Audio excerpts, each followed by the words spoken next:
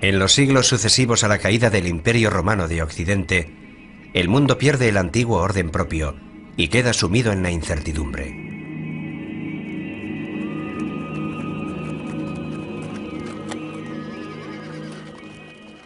La fe religiosa se convierte en el único punto de estabilidad en este mundo tan inestable.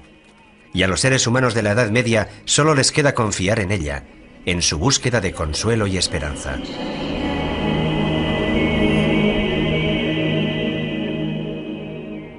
Todo comienza en el año 303, cuando el emperador Constantino legaliza el ejercicio de la fe cristiana y continúa con Teodosio el Grande, que la declara religión de Estado.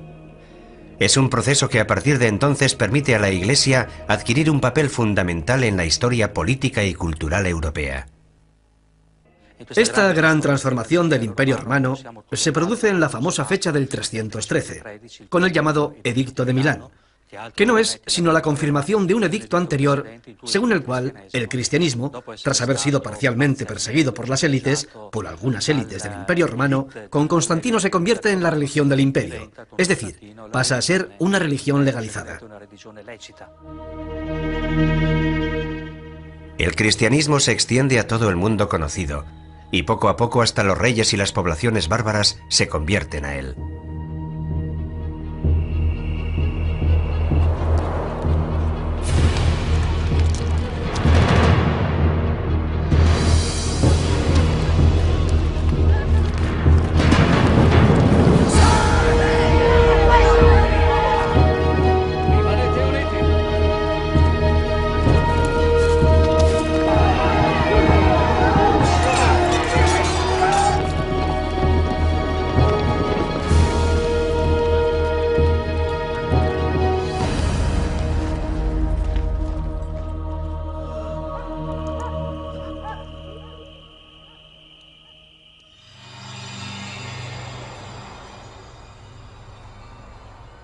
Se mueve en una realidad en la que conviven lo visible y lo invisible, y lo sobrenatural irrumpe con mucha frecuencia en la vida cotidiana.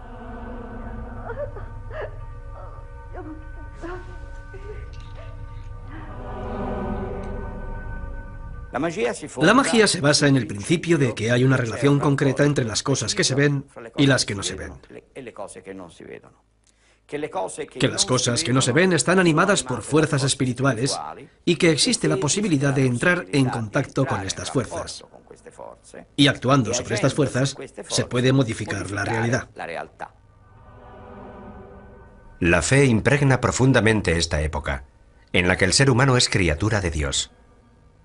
La vida cotidiana, las relaciones con los demás, el conocimiento del mundo, el sentido del tiempo, el significado de la muerte, todo se mide según parámetros divinos.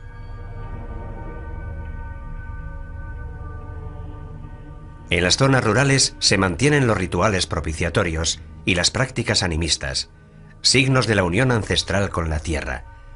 Resuenan los ecos de cultos paganos que la Iglesia no combate abiertamente, prefiere plasmarlos e incorporarlos a la propia doctrina.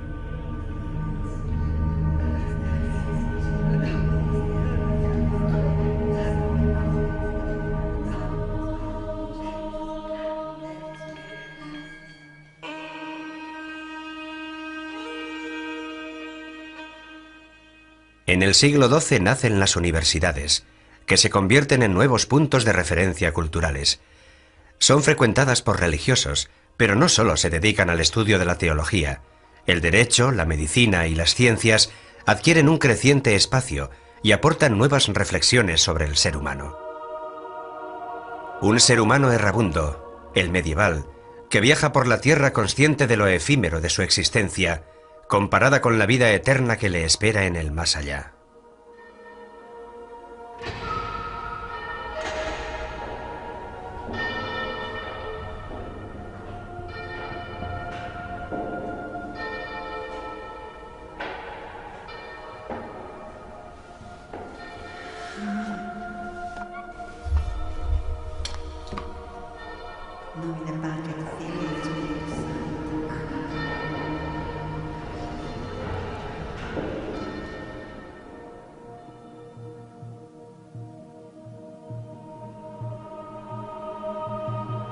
En el largo milenio medieval, todo debería ser inmutable, mientras todo se transforma lentamente.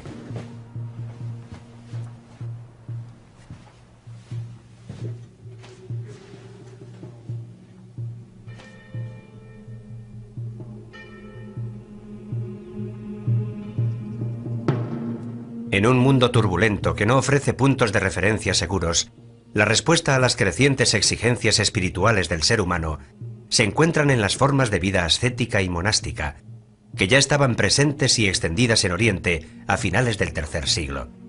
Se renuncia al mundo para emprender un camino de perfección, eligiendo una vida eremítica e ingresando en una comunidad religiosa. En el instante en el que el cristianismo pasa a ser religión oficial, corre también el riesgo de convertirse en la religión de las élites. El monacato surge como exigencia de un cristianismo radical, es decir, de un cristianismo que no ha olvidado la espera del retorno del Señor, un cristianismo que no quiere dejarse manipular. Es un cristianismo que encuentra su lugar geográfico en zonas desérticas, pero sobre todo encuentra su zona espiritual en la radicalidad. Un cristianismo que corre el riesgo, como de hecho lo ha corrido, de convertirse en la religión oficial del imperio, más allá de sus aspectos positivos.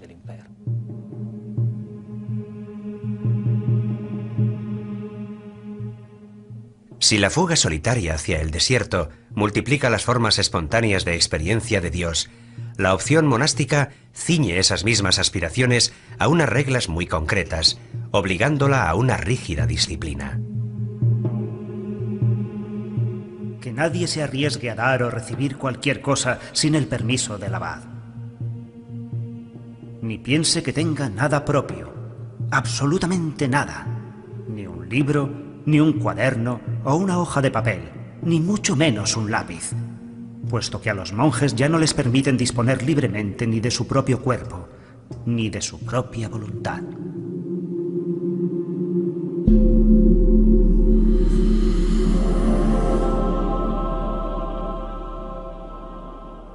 El monasterio se sitúa dentro de la realidad medieval como un mundo aparte, autónomo y autosuficiente, que puede permitirse ignorar la realidad que se desarrolla al otro lado de los muros. Y aquellos que venían para abrazar este estado de vida entregaban todas sus posesiones a los pobres y se conformaban con una túnica remendada. Aquellos que así lo preferían, con cíngulo y calzones, y no queríamos tener nada más.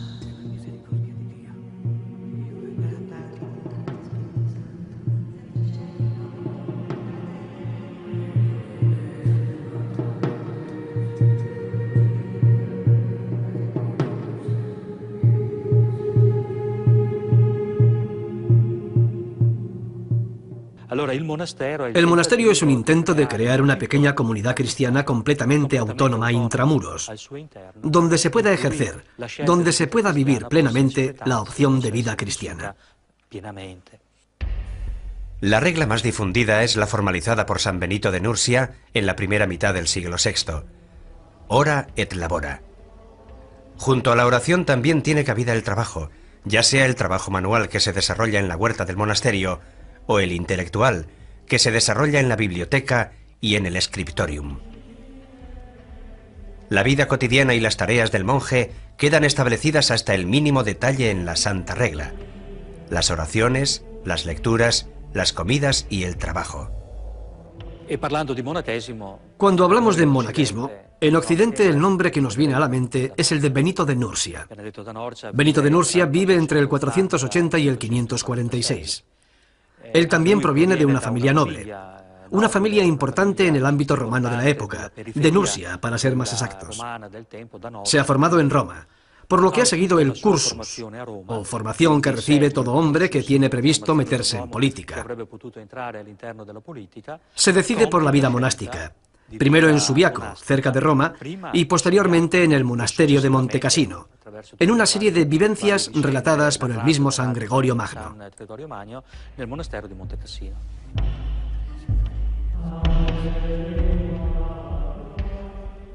Pero si hubiera alguien tan negligente y holgazán que no quisiera o pudiera leer o estudiar, que le den cualquier tarea que hacer, para que no permanezca ocioso.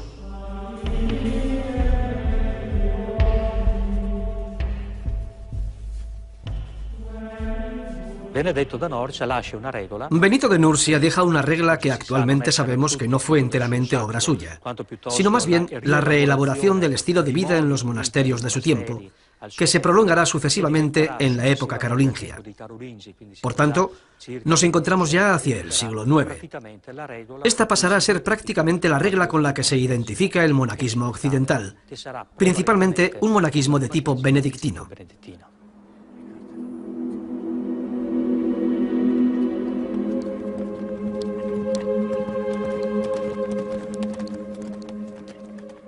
¿Cuál era la importancia de la regla de San Benito? ¿Y por qué la regla de San Benito sustituye en el siglo IX a las demás reglas monásticas que imperaban en otros monasterios?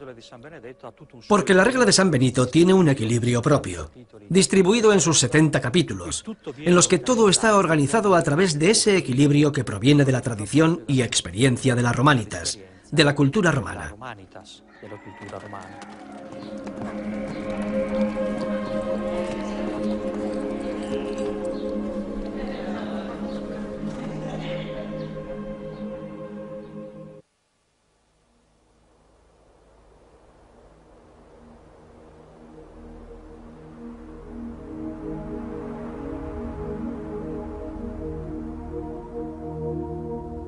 Mientras los monjes buscan su vida elitista de perfeccionamiento y huida de las cosas terrenales, la Iglesia institucional se reafirma ya desde el siglo V como sujeto político fundamental y como presencia firme y estable en el panorama cambiante de la Edad Media. El ordenamiento de la Iglesia, calcado de las estructuras administrativas romanas, también se mantiene tras la caída del Imperio Romano. La figura de referencia para las comunidades de fieles es el obispo.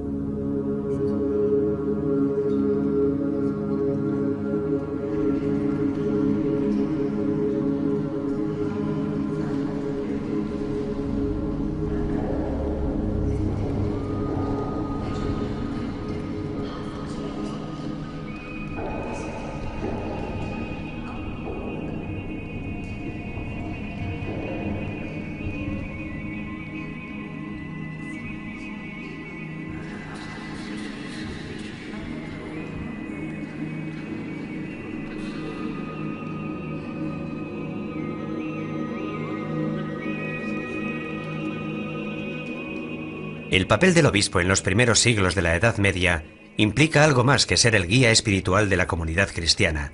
Está dotado de poderes civiles y, más genéricamente, políticos.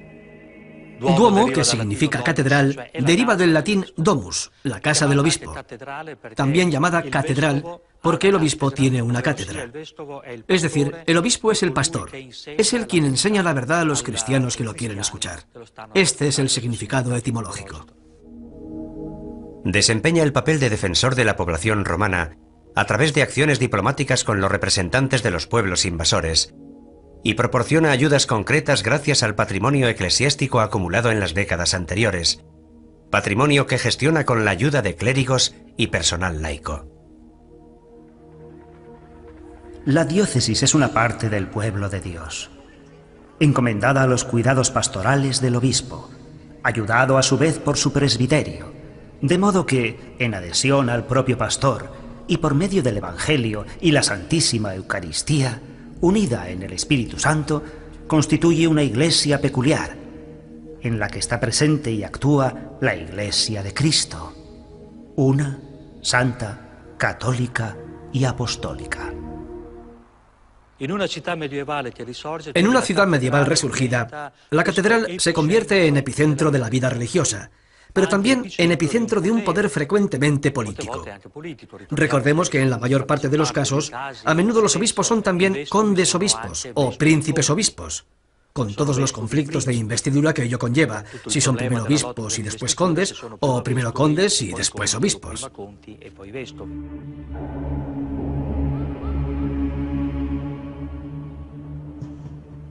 Desde finales del siglo VI, la administración civil y la religiosa establecen una intrincada relación mutua.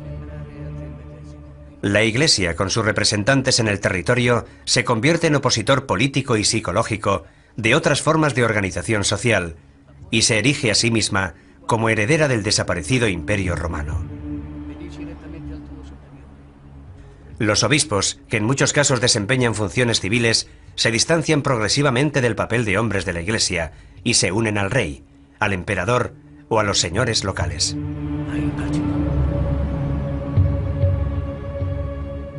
El privilegio de la inmunidad, que comprende la exención de tributos y el de sinecura, o lo que es igual, la exención del ejercicio de las funciones sacerdotales, son la expresión perfecta de una Iglesia adscrita al poder. La simonía, término que indica la compraventa de cargos públicos y la oferta de los servicios propios al mejor postor, se convierte en un fenómeno muy extendido. Asimismo, el nicolaísmo, es decir, la práctica común de los sacerdotes de casarse, suscita las críticas de aquellos que preferirían que los eclesiásticos volvieran a un estilo de vida y un ejercicio de las funciones espirituales más auténticos.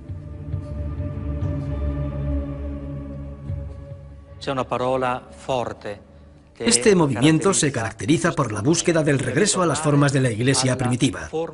Esto quiere decir que la consigna que impregna estos movimientos provocará su desencuentro con la Iglesia oficial, por lo que acabarán siendo declarados heréticos o no reconocidos.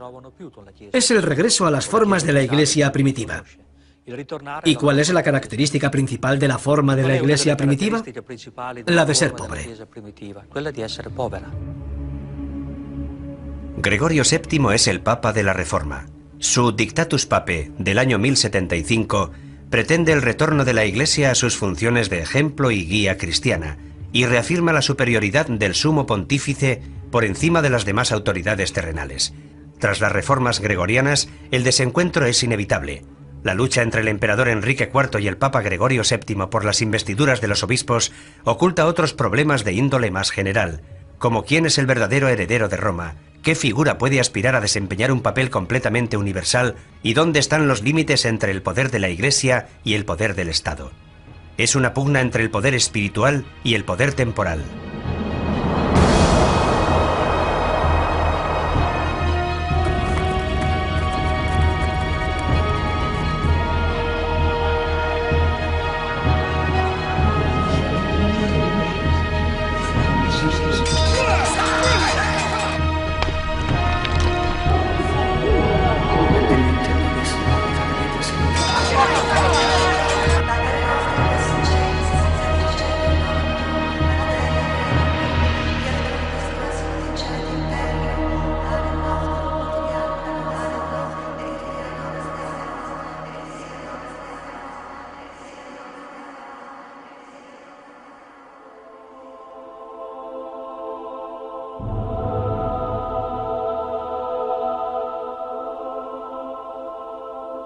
En la ciudad, aparte del palacio episcopal, símbolo de la presencia del obispo en el territorio, surge la catedral, lugar sagrado dedicado a las ceremonias religiosas.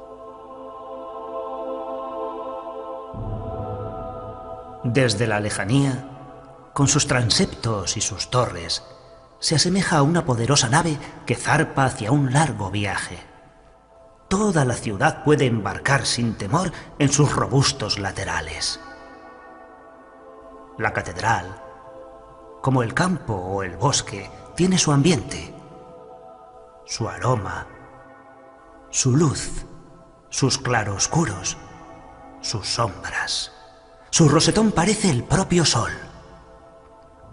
Saboreamos su profunda paz. La catedral es la revelación total. El hombre, encerrado en una clase social, en un oficio, desperdigado, agotado por el trabajo cotidiano y por la vida, encuentra allí su sentido de la unidad natural. Encuentra allí el equilibrio y la armonía. La muchedumbre reunida en las grandes celebraciones se siente a sí misma como una unidad viviente. Los fieles son la humanidad. La catedral es el mundo. Y el Espíritu de Dios llena durante un tiempo al hombre y a la creación. Las iglesias siguen siendo lugares de reunión religiosa. Las iglesias se convierten en zonas de sepultura, sobre todo de las familias nobles. Son lugares donde la vida y la muerte, tiempo y eternidad, siguen entrecruzándose y entretejiendo una estabilidad mucho menos neurótica que la que vivimos nosotros en nuestros días. Ellos viven este entramado, este bosquejo del transcurso del tiempo, su significado y sus relaciones. Y todo esto sucede en un lugar con una profunda caracterización religiosa. Nosotros hemos perdido esta percepción.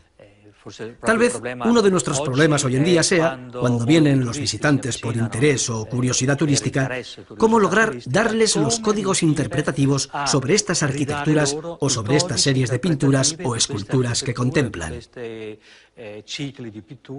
Ya no son capaces de interpretarlos en el significado original del código, el que tenía inicialmente, porque han cambiado los modelos interpretativos.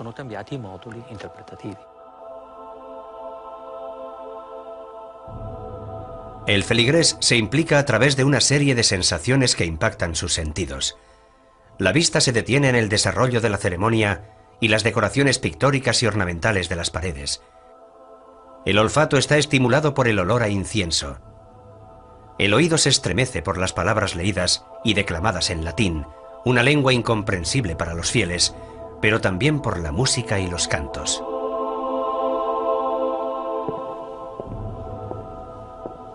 Todas estas sensaciones se superponen y se entremezclan, ofreciendo al participante la posibilidad de entrar en contacto con la otra realidad de lo divino, y provocando en él un sentimiento de temor frente al misterio y la fascinación por un poderío que a duras penas logra intuir.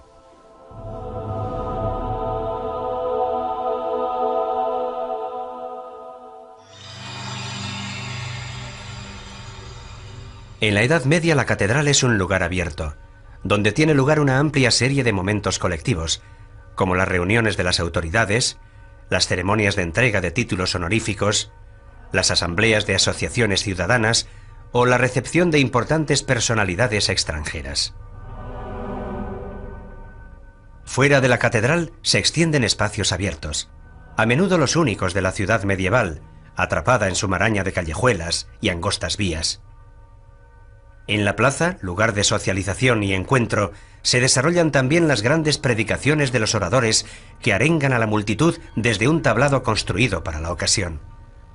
Bajo el pórtico de la iglesia no es infrecuente que se coloquen puestos de notarios, cambistas y mercaderes, con la esperanza de que se vean obligados a ser honrados, dada la cercanía del lugar sagrado.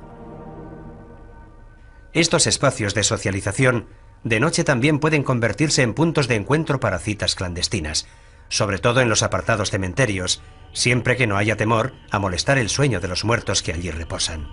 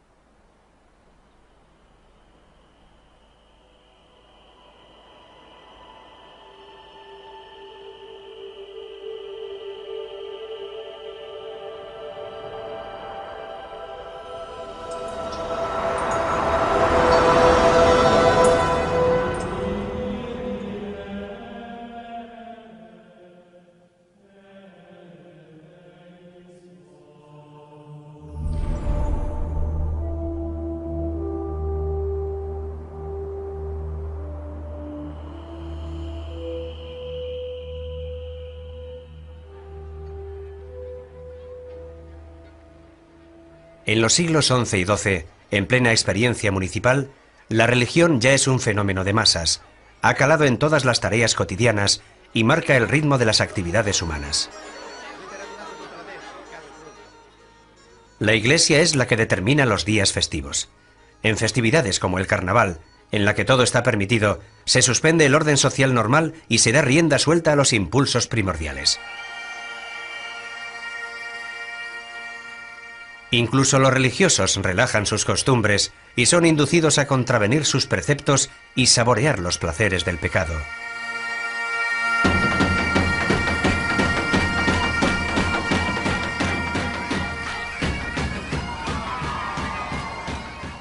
El carnaval es la fiesta en la que puede pasar de todo. Y todos están autorizados a transgredir sin atenerse a las consecuencias.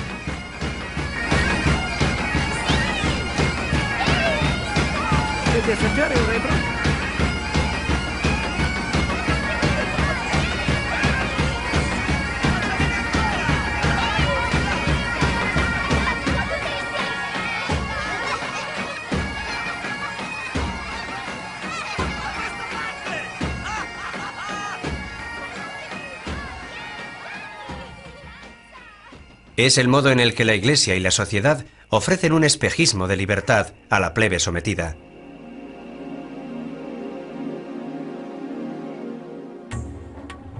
Hay multitud de ocasiones en las que los ciudadanos se reúnen para celebrar la pertenencia a una colectividad cuyo valor se reconoce, de la que cada cual forma parte y en la que se sienten orgullosos de vivir.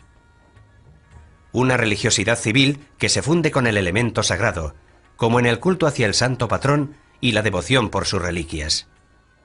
O como en las procesiones, que tienen lugar durante todo el año y constituyen una verdadera estructura festiva en la ciudad.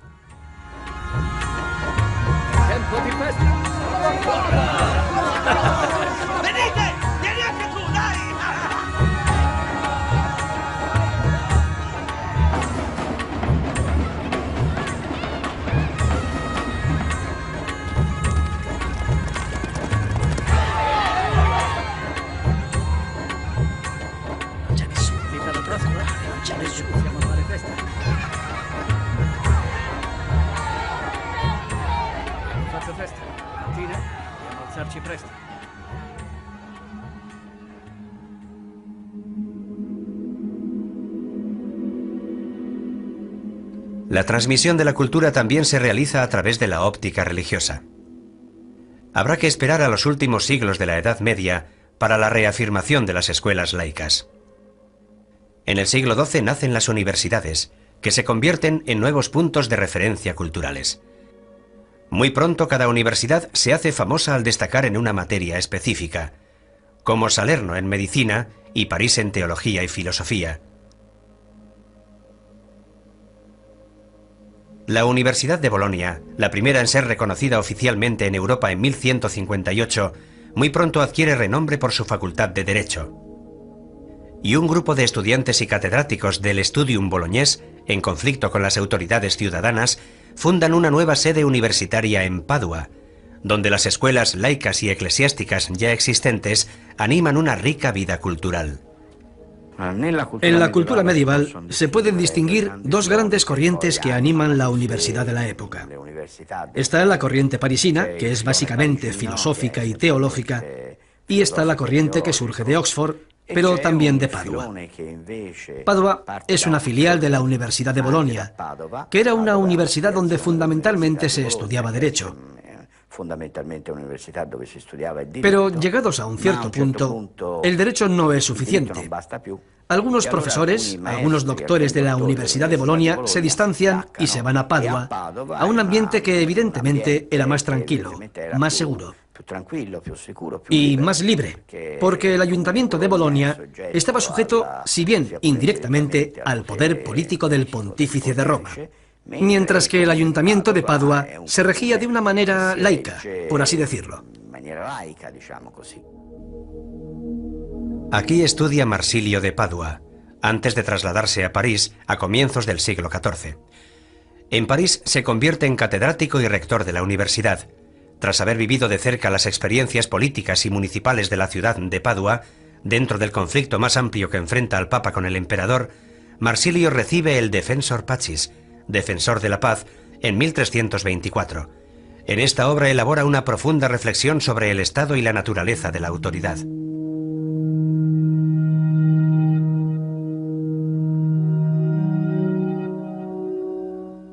Digamos, por tanto, que el legislador o la causa primigenia y eficiente de la ley es el pueblo. Mediante su elección o voluntad, expresa con palabras en la Asamblea General de los Ciudadanos que ordena que se haga o no se haga una determinada cosa respecto a los actos civiles humanos, bajo la amenaza de un castigo o pena temporal. Bajo la máscara de honradez y decoro, el papado es tan peligroso para el género humano que allá donde no se le ponga freno, causará perjuicios muy graves a la civilización y a la patria.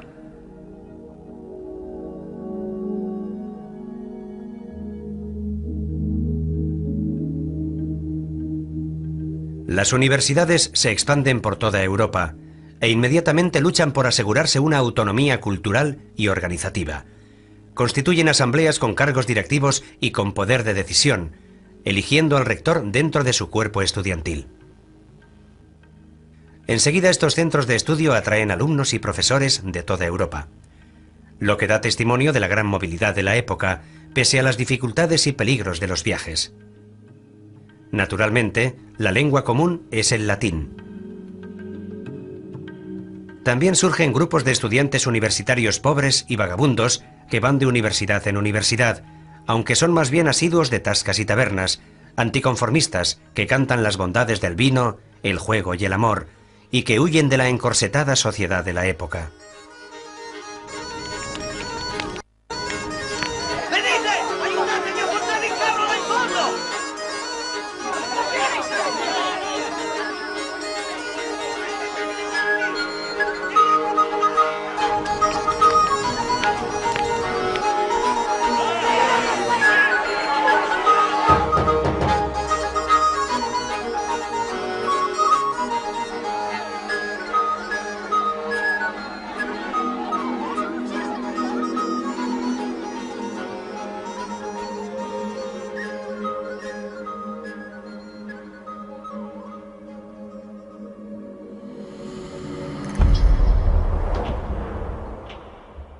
En Padua adquieren un gran valor las disciplinas científicas.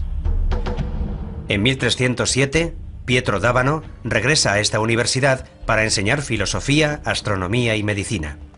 Pero antes, su curiosidad intelectual le había llevado a Constantinopla, donde aprendió griego y entró en contacto con las culturas árabe y bizantina, y posteriormente a París, donde siguió desarrollando sus conocimientos. La característica de Pietro d'Abano, que asimiló las enseñanzas de Averroes y por tanto de Aristóteles a través de las fuentes árabes, es que buscó dar un sentido a la naturaleza mediante el uso de la lógica. Naturalmente, esto implica, en primera instancia, la filosofía en relación con la astrología, porque son las estrellas, los cuerpos celestes, los que gobiernan y determinan las cosas materiales de este mundo. Partiendo de la voluntad de observar directamente los fenómenos naturales y buscando una explicación a su funcionamiento, Pietro d'Abano logra sintetizar conjuntamente la astrología y la medicina. La astrología es necesaria para usar los medicamentos en el instante más adecuado, cuando la luna esté atemperada por planetas positivos. En caso contrario, es mejor no intervenir quirúrgicamente.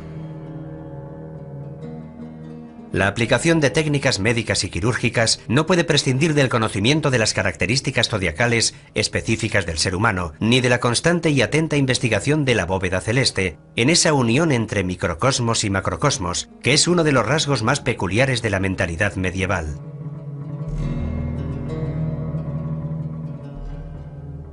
Si uno toma un purgante cuando la luna está en conjunción con Júpiter, su eficacia disminuirá.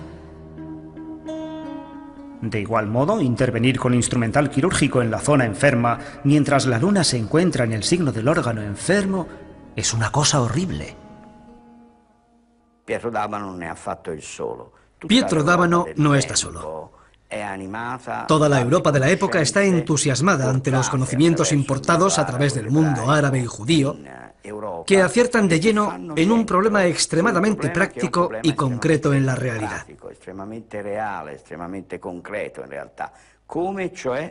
¿Cómo puede el hombre relacionarse con la naturaleza y no limitarse a padecerla, sino a modificarla e influir en ella? Pietro d'Abano adquiere mala fama con sus teorías. De hecho, la Inquisición lo acusa de herejía y nigromancia. Sin embargo, recibió la solidaridad de las autoridades municipales, que lo defendieron durante su procesamiento. Cuenta la leyenda que tras su muerte, su cuerpo fue exhumado y quemado en la hoguera para conjurar el regreso a la tierra de semejante hereje.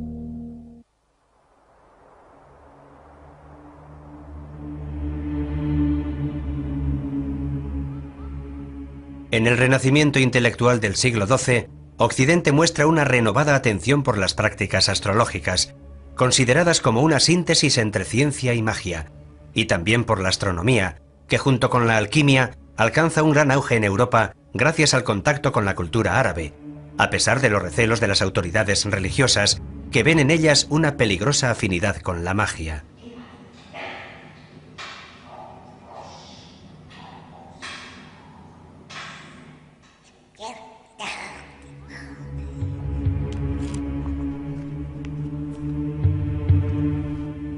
Intelectuales como el franciscano Ruggiero Bacone o el dominico Alberto Magno aparecen como eruditos sabedores de que la magia puede ser un instrumento de conocimiento de los misterios del cosmos. Se produce una revalorización de la magia como técnica al servicio de los objetivos prácticos del ser humano. Es una tendencia cultural que distingue entre la magia buena y natural, la que busca descubrir los secretos de la propia naturaleza, y la magia negra, ceremonial y demoníaca.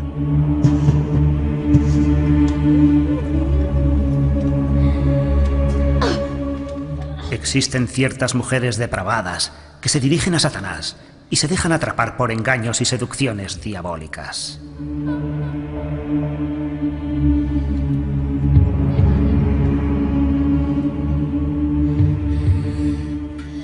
Creen y aseguran cabalgar por la noche a lomos de ciertas bestias en pos de Diana, diosa de los paganos, y en compañía de otras mujeres.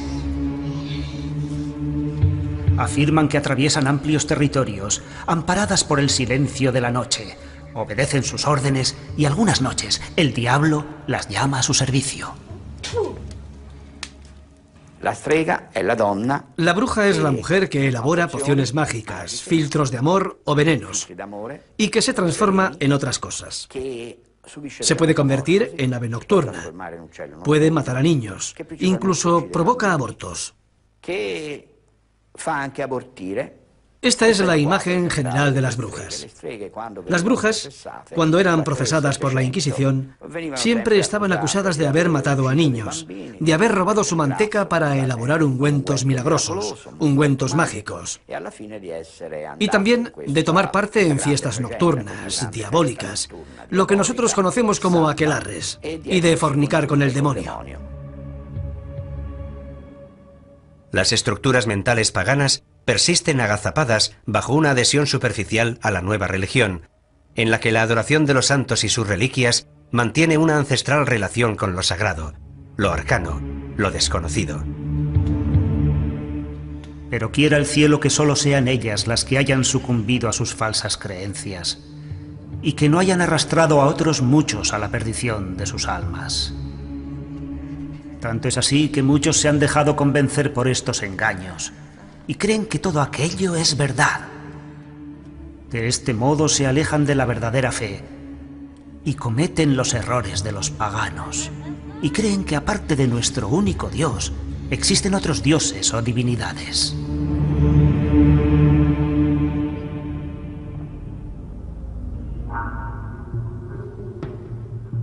Circulan multitud de manuales de magia médica que prescriben recetas para curar las más variadas enfermedades mediante el uso combinado de plantas medicinales o incluso órganos o fluidos de animales. Es evidente que el descubrimiento de su efecto curativo es más bien fruto de una larga experiencia transmitida de generación en generación.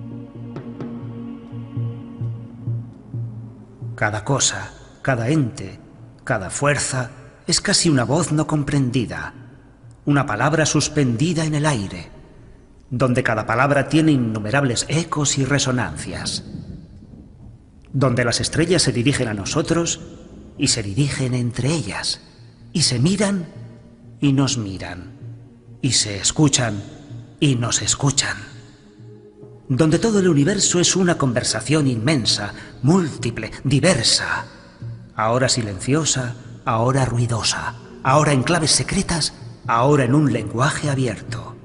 Y en medio está el hombre, admirable ser cambiante, que puede pronunciar cualquier palabra, plasmar cualquier cosa, dibujar cualquier carácter, responder a cualquier invocación, invocar a cualquier dios. Los antiguos griegos y romanos creían efectivamente que mediante la posibilidad de entrar en contacto con los espíritus que dan vida al mundo y son invisibles, se entraba en contacto con un lenguaje singular, compuesto de palabras, signos, cantos, colores, sonidos, olores. O sea, el ritual mágico. A través de esto, los antiguos creían que realmente se podía modificar la realidad. Los judíos, los cristianos y los musulmanes no pueden creer en esto porque la realidad es voluntad de Dios. La realidad se ve en lo creado. Dios es el único dueño de la creación.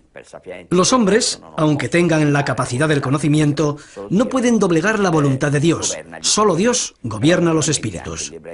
Pero incluso el judaísmo y el islam tienen sus herejes. Y en el transcurso del siglo XII empiezan a circular rituales de origen judío o de origen musulmán que enseñan a dejarse guiar por los espíritus y a obtener lo que se desea dejándose llevar por los espíritus. Una práctica específica es la nigromancia, que consiste en la invocación a los demonios, un terreno extremadamente peligroso, en contacto con los poderes sobrenaturales.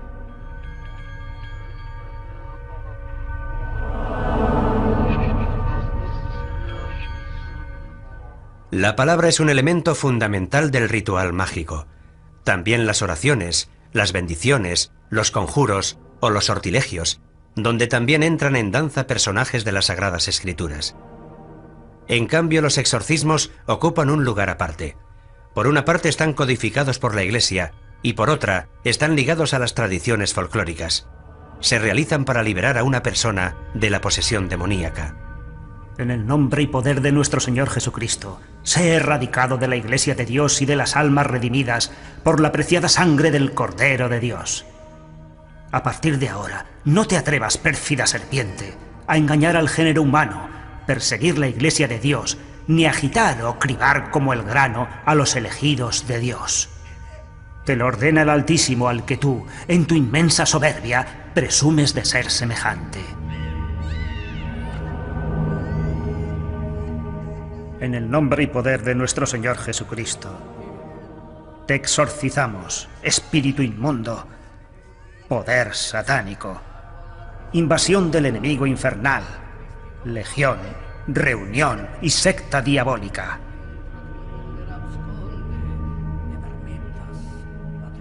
Que Dios se muestre y sus enemigos se alejarán, y que huyan de él aquellos que lo odian.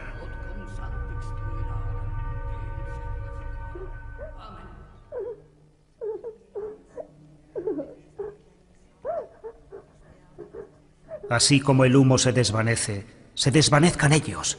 Así como la cera se derrite al fuego, sucumban los pecadores a los ojos de Dios.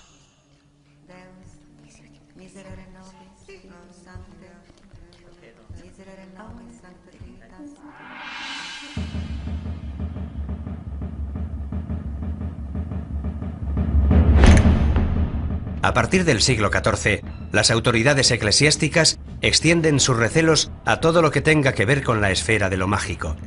Se plantean nuevos problemas teológicos, como el del libre albedrío, allí donde el refinamiento de la astrología parece proponer una especie de determinismo cósmico al que el ser humano está sometido.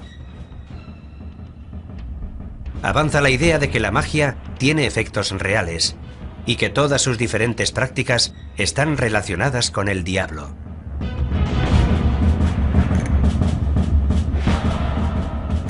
Brujas y herejes se reúnen de noche, generalmente en lugares solitarios, en campos o en montes, en iglesias desacralizadas o en lugares dejados de la mano de Dios.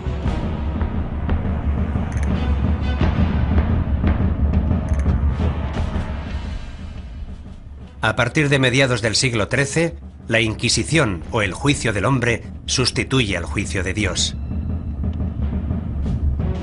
Tras haber renunciado a la fe cristiana, profanado los sacramentos y rendido pleitesía al diablo, todo lugar frecuentado y bien iluminado se torna inhóspito para ellos. La Iglesia se defiende, y la Iglesia de aquella época está estrechamente ligada a la sociedad de aquella época. Hay una relación por la que la Iglesia también posee poderes civiles y sociales, y la sociedad de la época está muy unida a ella. Lo que para la Iglesia es una herejía, también puede ser un delito para la sociedad civil.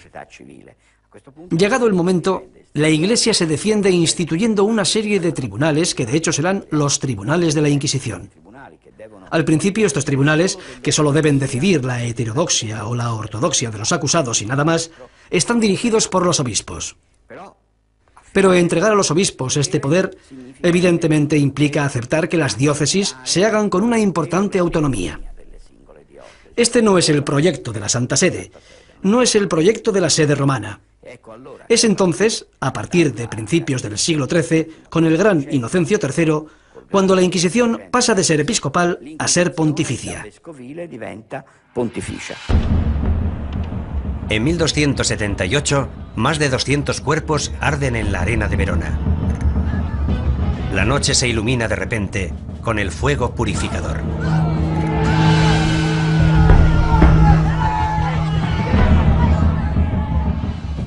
Buscadlos en guaridas y escondrijos similares. Sacadlos de allí y matadlos a todos. Dios reconocerá a los suyos. De este modo caiga el admirable castigo divino.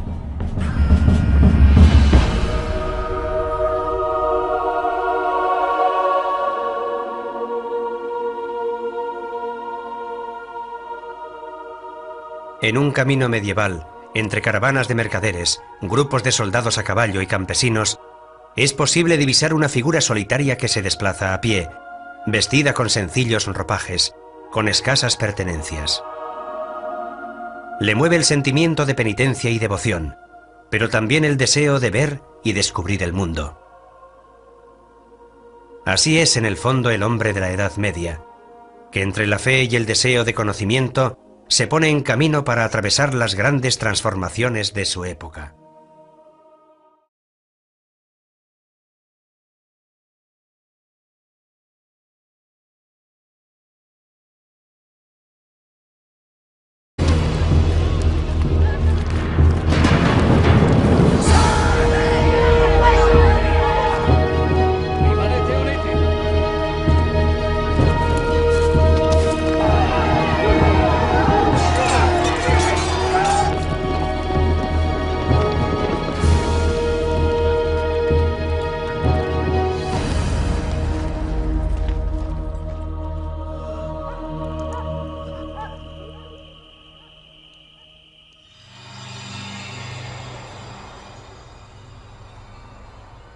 Se mueve en una realidad en la que conviven lo visible y lo invisible, y lo sobrenatural irrumpe con mucha frecuencia en la vida cotidiana.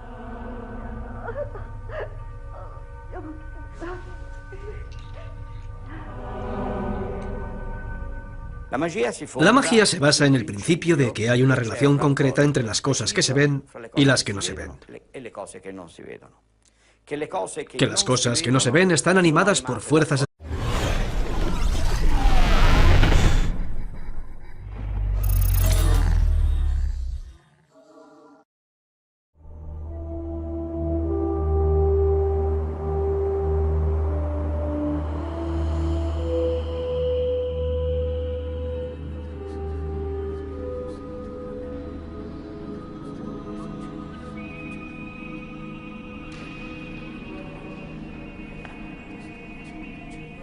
En los siglos sucesivos a la caída del Imperio Romano de Occidente, el mundo pierde el antiguo orden propio y queda sumido en la incertidumbre.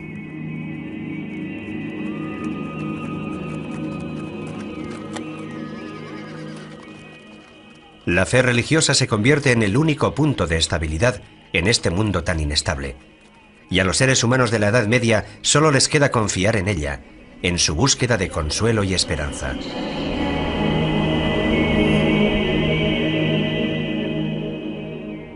Todo comienza en el año 303, cuando el emperador Constantino legaliza el ejercicio de la fe cristiana y continúa con Teodosio el Grande, que la declara religión de Estado. Es un proceso que a partir de entonces permite a la Iglesia adquirir un papel fundamental en la historia política y cultural europea. Esta gran transformación del Imperio Romano se produce en la famosa fecha del 313, con el llamado Edicto de Milán, que no es sino la confirmación de un edicto anterior, según el cual el cristianismo, tras haber sido parcialmente perseguido por las élites, por algunas élites del Imperio Romano, con Constantino se convierte en la religión del imperio, es decir, pasa a ser una religión legalizada. El cristianismo se extiende a todo el mundo conocido, y poco a poco hasta los reyes y las poblaciones bárbaras se convierten a él.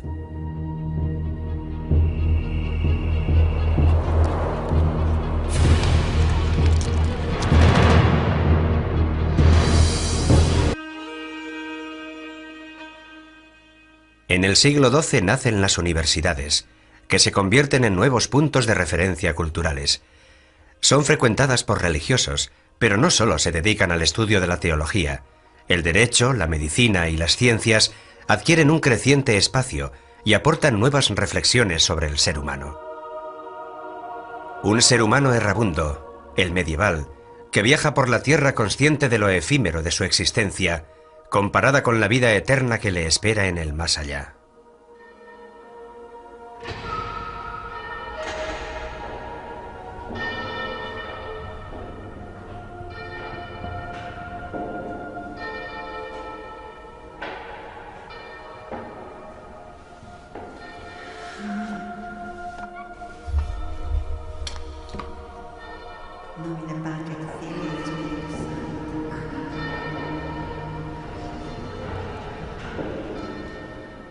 Espirituales, y que existe la posibilidad de entrar en contacto con estas fuerzas. Y actuando sobre estas fuerzas, se puede modificar la realidad. La fe impregna profundamente esta época, en la que el ser humano es criatura de Dios. La vida cotidiana, las relaciones con los demás, el conocimiento del mundo, el sentido del tiempo, el significado de la muerte, todo se mide según parámetros divinos.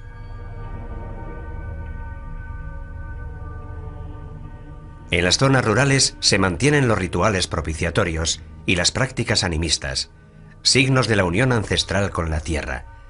Resuenan los ecos de cultos paganos que la Iglesia no combate abiertamente, prefiere plasmarlos e incorporarlos a la propia doctrina.